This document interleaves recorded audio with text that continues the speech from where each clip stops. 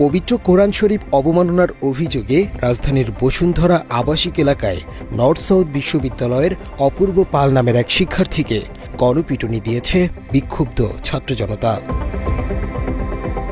শনিবার দিবাগত রাত ২টার দিকে এ ঘটনা ঘটে। পরে ওই শিক্ষার্থীকে আহত অবস্থায় উদ্ধার করে ঢাকা মেডিকেল কলেজ হাসপাতালে নিয়েছে পুলিশ।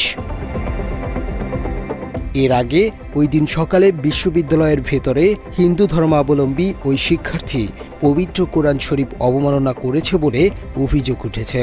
এতে শিক্ষার্থীরা প্রতিবাদ করলে বিশ্ববিদ্যালয় প্রশাসন পরিস্থিতির নিয়ন্ত্রণে আনতে অভিযুক্ত শিক্ষার্থীকে ক্যাম্পাস থেকে নিরাপত্তা দিয়ে বের করে দেয়। অভিযোগ রয়েছে, মানসিক রোগী হিসেবে দাবি করা ওই শিক্ষার্থীকে বিশ্ববিদ্যালয় প্রশাসন নিরাপদে সরিয়ে দিয়েছে। পরে বিশ্ববিদ্যালয় প্রশাসন নিরাপত্তা কর্মীদের ওপর দায় চাপিয়েছে। তবে নিরাপত্তা কর্মীরা বাংলা এডিশন টিমকে বলছে, ওই শিক্ষার্থীর ভাগ্য ভালো, তিনি নিরাপদে বের হতে পেরেছে। তারা এমন কুলাঙ্গারকে নিরাপত্তা দেয়নি, বরং বিশ্ববিদ্যালয় প্রশাসনই তাদের বের করে দিয়েছে। মূলত তাদের উপর দায় চাপানোর গুজব ছড়িয়েছে বিশ্ববিদ্যালয় প্রশাসন। ভাগ্যটা ভালো যে সেভ এক্সিট পাওয়া গেছে। আপনারা তো দিচ্ছেন না, আমরা কেউ এটা কর্তৃপক্ষ দিচ্ছে একবারে। কর্তৃপক্ষ আমরা যদি সেভ এক্সিট দিবার যাই তো মনে করেন নাম করে সুস্থ রাখবো না। আর আমরা তো জীবনে এরকম মানুষের সেভ এক্সিট জীবনে বিভিন্ন নিউজে দেখলাম যে আপনারা দিচ্ছেন। এটা আমার নাম পুষতে গেছে, কিন্তু আমরা দিই না কেউ। দিচ্ছে কারা? রফাত করতে পারতো, তাই তো? এরই মধ্যে এ ঘটনায় ধারণকৃত কিছু ভিডিও ফুটেজ সামাজিক যোগাযোগ মাধ্যমে ছড়িয়ে পড়েছে। ওই শিক্ষার্থী নিজেও তার ফেসবুক আইডি থেকে কোরআন অবমাননার ভিডিও আপলোড করেছে বলে অভিযোগ রয়েছে। এরপরই দাবি ওঠে তাকে গ্রেপ্তারের। এই ঘটনার জেরে শনিবার রাত ১টার দিকে বসুন্ধরা আবাসিক এলাকায় অভিযুক্ত শিক্ষার্থীর বাসার সামনে শিক্ষার্থী ও স্থানীয়রা জড়ো হয়ে বিক্ষোভ শুরু করে। এক পর্যায়ে পুলিশ তাকে আটক করে থানায় নিয়ে আসার চেষ্টা করলে ছাত্র জনতা তাকে মারধর শুরু করে। পরে তাকে আহত অবস্থায় ঢাকা মেডিকেল কলেজ হাসপাতালে নিয়ে যায় পুলিশ। নর্থ সাউথ বিশ্ববিদ্যালয়ের শিক্ষার্থীরা বলছে, তাকে শুধু বিচারের আওতায় আনলেই হবে না, বিশ্ববিদ্যালয় থেকে করতে হবে আজীবনের জন্য বহিষ্কার। অবশ্যই এর জন্য যথাযথ শাস্তির দেওয়া উচিত। আর আপাতত আমরা জানি ও পুলিশের আয়তায় আছে, সো আমরা অবশ্যই তার এত বড় কাহিনী করার জন্য ওর ভার্সিটি থেকে বহিষ্কার থেকে যত উপযুক্ত শাস্তি আমরা দাবি করতেছি। যে কোনো ধর্মের যে কোনো ধর্মগ্রন্থই যদি এটা হইতো, সেই ক্ষেত্রে সেম রিয়াকশনটাই আসতো। যেহেতু এখানে একটা ধর্মগ্রন্থকে সে অপমান করছে, আমি এক্সপেক্ট করতেছি সরকার এটা সর্বোচ্চ থেকে সর্বোচ্চতম শাস্তিটা প্রদান করবে। শিক্ষার্থীরা আরও বলছে, দেশের এসব ঘটনা নতুন কিছু নয়, মাঝে মধ্যেই ঘটে এমন ঘটনা। প্রতিবাদে কিছুদিন মিছিল হয়, বিক্ষোভ হয়, এরপর পুলিশ গ্রেপ্তার করে। কয়েকদিন গেলেই সেটি ধামাচাপা পড়ে যায়। এটা আসলে আমাদের কোনো বিচ্ছিন্ন ঘটনা না, আমাদের বাংলাদেশের প্রেক্ষাপটে এরকম ঘটনা ঘটে আসছে আর কি। তো যখনই এগুলো ঘটে তখনই একটা বিক্ষোভ হয়, একটা প্রতিবাদ হয়, তারপরে তাকে হয়তো বা পুলিশের কাস্টডিতে নেওয়া হয়, এটা ধামাচাপা পড়ে যায়। কয়েকদিন আগে আমাদের রাখাররাও একটা ইস্যু ছিল, সেটাও ইস্যু হিসাবে ছিল, তার কোনো শাস্তি হয় না, তাকে অ্যারেস্ট করে নিয়ে গেছে, শেষ। সেই ইস্যু আর আমাদের মাঝে নাই। তো এটা কোনো বাংলাদেশের বিচ্ছিন্ন ঘটনা না, এটা বাংলাদেশের অবকাঠামোগত ইসলাম বিদ্বেষ আর কি। নর্থ সাউথ বিশ্ববিদ্যালয়ের শিক্ষার্থীরা আরও বলছে, যে কোনো ধর্ম অবমাননাকারীকে শাস্তির আওতায় আনার বিষয়টি বাংলাদেশের সংবিধানে আসুক, আইনে থাকুক। শুধু ইসলাম নয়, যে কোনো ধর্মকে অবমাননা করলে তাকে সর্বোচ্চ শাস্তি দিতে হবে। সংবিধানে থাকুক, আইনে আসুক, যে কোনো ইসলাম কেন, কোনো ধর্ম নিয়ে যদি কেউ অবমাননা করে বা তার কোনো আচরণে এগুলো প্রকাশ পায়, তাহলে যেন তার শাস্তি হয়। আর শাস্তি সর্বোচ্চ শাস্তি যেন হয়, সেটা হিন্দুদের জন্য হোক, সেটা মুসলিমদের জন্য হোক, সেটা খ্রিস্টানদের জন্য হোক। আমরা অন্য কোনো ধর্মের অবমাননা চাই না। যদি কোনো বাংলাদেশে আইন থেকে থাকে তাহলে সেটা সংশোধন চাই, আর যদি না থাকে সেটা আইন প্রণয়ন চাই আমি। এমনকি প্রতিবাদের ভাষা হিসেবে ধর্মীয় স্লোগান দেওয়ার অধিকারও চায় নর্থ সাউথ বিশ্ববিদ্যালয়ের শিক্ষার্থী। মাত্র 30% টাকায় জমির মালিক হয়ে নতুন বাংলাদেশের গড়ে তোলার স্বপ্ন দেখা বাংলা বসতি। নর্থ সাউথের ভিতরে আপনার নারায়ে তাকবীর আল্লাহু আকবার স্লোগানটা ছিল কল্পনীয়, কিন্তু আমরা সকালে দিলাম, কিন্তু ওনারা হয়তো মানে অনজ্ঞতাবশত বা জানে না হয়তো ওনারা ওটা মেনশন করে নাই, কিন্তু হয়তো একটু মানে যোগাযোগ করে ইনফরমেশন নিয়ে এটা মেনশন করা উচিত ছিল, তাহলে আমাদেরকেও মানে একটু অনুপ্রেরণা দিত, আমরাও কিছু বলতে পারতাম। শিক্ষার্থীদের এমন সাক্ষাৎকার নিতে গেলে বাধার মুখে পড়ে বাংলা এডিশন টিম। ভাই ক্যামেরা রাখার পর উনি বলছে এটা বলা দরকার, এটা বলে শুনেন না ভাই, কথা শেষ করে দেন। ওয়েট এক সেকেন্ড, কথা বলবেন, আমার কথা শেষ করে দেন। আমি জাস্ট বলছি আপনি এটা বলছেন কিনা, আপনাকে কথা শেষ করে দেন। ভাইয়ের কনভারসেশন নরমালি আমি ভাই একসাথে এটা নিয়ে এই জিনিস নিয়ে তখন ভাই বলছে কি আমরা কিছু কথা বলছি যে নর্থ সাউথে নারে তাকবীর বলাটা কখনো কল্পনীয় ছিল আমাদের জন্য, তো এইটা নর্থ সাউথে আজকে হয়েছে, এটার জন্য আমরা গর্বিত। হ্যাঁ, তো ভাই বলছে যে ভালো জিনিস বলছেন ভাই, এটা ক্যামেরাতে বলেন।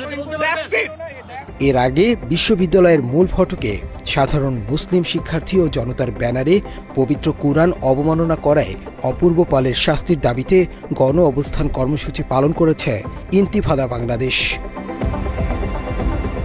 নর্থ সাউথের ইয়োগা এবং জিম ট্রেইনার থাকলেও নেই কোনো ইমাম। আগে একজন ইমাম থাকলেও তাকে বের করে দেওয়া হয়েছে। এমনকি এখানে হিজাব বিদ্বেষী অনেক ফ্যাকাল্টিও রয়েছে। হিজাবি নারীদের নিয়ে কুরুচিপূর্ণ মন্তব্য করা হয়েছে বলে দাবি ইন্তিফাদা বাংলাদেশের প্রেসিডিয়াম সদস্য আহমেদ রফিকের। ইমাম ছিল অনেক আগে, সেই ইমামকে বের করে দেওয়া হয়েছে এবং টিল নাও অন্য কোনো ইমামকে সেখানে নিয়োগ দেওয়া হয় নাই, অথচ এটা 92% মুসলমানের দেশ। ইয়োগা ট্রেনার আছে, জিম ট্রেনার আছে, ইমাম নাই। এইটা কি? এটা হলো একটা কাঠামোগত ইসলাম বিদ্বেষের প্রমাণ। এটা কিন্তু এখানেও আছে। এখানে অনেক হিজাব বিদ্বেষী ফ্যাকাল্টি আছে, এই ইউনিভার্সিটিতেও অনেক। এমন ঘটনাও আমাদের কাছে এসেছে যে হিজাবি নারীদেরকে বিচ বলা হয়েছে এই ইউনিভার্সিটিতে। তিনি আরও দাবি করে বলেন, বিশ্ববিদ্যালয় প্রশাসন কুরআন অবমাননাকারী ব্যক্তিকে নিরাপদে বাসায় পৌঁছে দিয়েছে এবং তারা এই দায় নিরাপত্তা কর্মীদের উপর চাপিয়ে দিচ্ছে। এই বিশ্ববিদ্যালয় প্রশাসন নিজেরাও ইসলাম বিদ্বেষী ব্যক্তিকে আপনার সেফ এক্সিট দিতে এবং তাকে নিরাপত্তা দিয়ে বাসায় পৌঁছে দিয়েছে, ঠিক আছে, এটা বিশ্ববিদ্যালয় প্রশাসন করেছে। কিন্তু তারা যদি একজন ওই যে সিকিউরিটি গার্ডের উপরে দায়টা চাপিয়ে দিতে পারে, যেটা ওরা করেছে, তাহলে তারা দায় এড়িয়ে যেতে পারে। এই জন্যই মূলত এই চক্রান্তগুলো তারা করে। মূল কথা হলো যে বিশ্ববিদ্যালয় প্রশাসন নিজেও অ্যান্টি ইসলামিক এবং তারা নিজেরাও ইসলাম বিদ্বেষ লালন করে।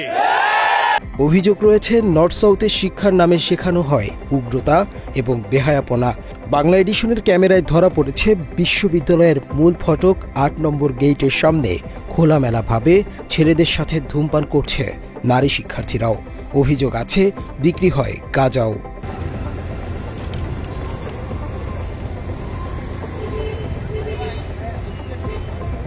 এ বিষয়ে রফিক আরও বলেন, এই বিশ্ববিদ্যালয়ে ধূমপান করা যাবে, মাদক সেবন করা যাবে, অশ্লীল পোশাক পরা যাবে, শুধু দাড়ি রাখলে তাদের কোণঠাসা করে রাখা হয়। যে বিশ্ববিদ্যালয়ের সামনে গেইটে এখানে সিগারেট সেবন করা হবে, এখানে গাঁজা সেবন করা হবে, এখানে অশ্লীল পোশাক পরা যাবে, সবকিছু করা যাবে। কেবলমাত্র দাড়ি রাখলে সে হলো কর্নার্ড হবে, কেউ যদি হিজাব পরে তাহলে তাকে বিচ বলে গালি দেওয়া হবে। এই কালচারগুলো বিশ্ববিদ্যালয় প্রশাসনই মূলত এগুলোকে লালন পালন করে। নর্থ সাউথ বিশ্ববিদ্যালয় ইসকনকে পেপার সাপ্লাই দেয় বলেও অভিযোগ এই আলেমের। তিনি দাবি করেন, এক অবৈধ ভারতীয় নাগরিককে বিশ্ববিদ্যালয় শিক্ষক হিসেবে নিয়োগ দিয়ে পরে তাকে বৈধ করা হয়েছে। নর্থ সাউথ বিশ্ববিদ্যালয় হিন্দুত্ববাদী আগ্রাসনের এজেন্ডা বাস্তবায়ন করছে বলেও অভিযোগ করেন তিনি। অনেক লোকদের ব্যাপারে অভিযোগ আছে যে তারা ইসকনকে পেপার ডেলিভারি করে। বিশ্ববিদ্যালয়, আপনারা জানেন, বিশ্ববিদ্যালয় বিভিন্ন বিভাগে নানা রকম গবেষণার জন্য ফান্ড থাকে। এই সব গবেষণা করে, মানে এই সব ফান্ড ব্যবহার করে তারা গবেষণা করায়, ছাত্রদেরকে দিয়ে, ফ্যাকাল্টিদেরকে দিয়ে, টিচারদেরকে দিয়ে গবেষণা করায়। এই সব গবেষণার যে কাগজপত্র, এগুলোকে তারা ইসকনকে আপনার ডেলিভারি করে বলে অভিযোগ আছে। এবং ভারতীয় নাগরিক প্রথমে অবৈধ, এখানে ভারতীয় নাগরিক ছিল এবং অবৈধ নাগরিক হিসেবে ছিল বাংলাদেশে প্রীতি জ্যান, ঠিক আছে, তাকে এখানে তারা চাকরি দিয়েছিল। আপনার সে কি এখনো আছে? এখন তাকে, মানে এতদিন অবৈধ ছিল, এখন তাকে বৈধ করে নেওয়া হয়েছে। সেই বিশ্ববিদ্যালয় কর্তৃপক্ষ এগুলো মূলত হিন্দুত্ববাদী যে আগ্রাসন, সেই আগ্রাসনের বাংলাদেশের এজেন্ট হিসেবে এরা অনেক কাজ করে। নর্থ সাউথের ঘটনায় ধর্ম উপদেষ্টার বার্তা না আসায় ক্ষোভ প্রকাশ করেছে আলেম সমাজ। তিনি নির্দিষ্ট দেশের এজেন্ডা বাস্তবায়নে কাজ করছে বলে অভিযোগ এই মুফতির। সাথে বলছি, খুবই দুঃখের সাথে বলছি, এত বড় একটা ঘটনা বাংলাদেশে ঘটে গেল, আমাদের ধর্ম উপদেষ্টার পক্ষ থেকে এখনো পর্যন্ত কোনো বার্তা আসে নাই। আপনি সকলে ধর্ম উপদেষ্টা কথা আমরা মানতে রাজি না, বরং আমরা দেখতে পাচ্ছি আপনি নির্দিষ্ট কোনো দলের, নির্দিষ্ট কোনো দেশের এজেন্ডা বাস্তবায়ন করার জন্য প্রতিনিয়ত কাজ করে যাচ্ছেন। ইন্তিফাদা বাংলাদেশের গণ অবস্থান কর্মসূচি চলাকালে শিক্ষার্থী পরিচয়ে একজন এসে কর্মসূচি বানচালের চেষ্টা করলে সেখানে থাকা বিক্ষুব্ধ জনতা তাকে মারপিটের চেষ্টা করে। তবে সেখানে থাকা আলেমদের হস্তক্ষেপে রক্ষা পায় ওই যুবক। পরে ইন্তিফাদা বাংলাদেশের সাথে একাত্মতা প্রকাশ করে বিক্ষোভ মিছিল নিয়ে কর্মসূচিতে যোগ দেয় স্থানীয় আলেমেরাও। দাবি ওঠে ওই কুলাঙ্গারের ফাঁসির। মুনতাসির তাশরিফ, বাংলা এডিশন, ঢাকা।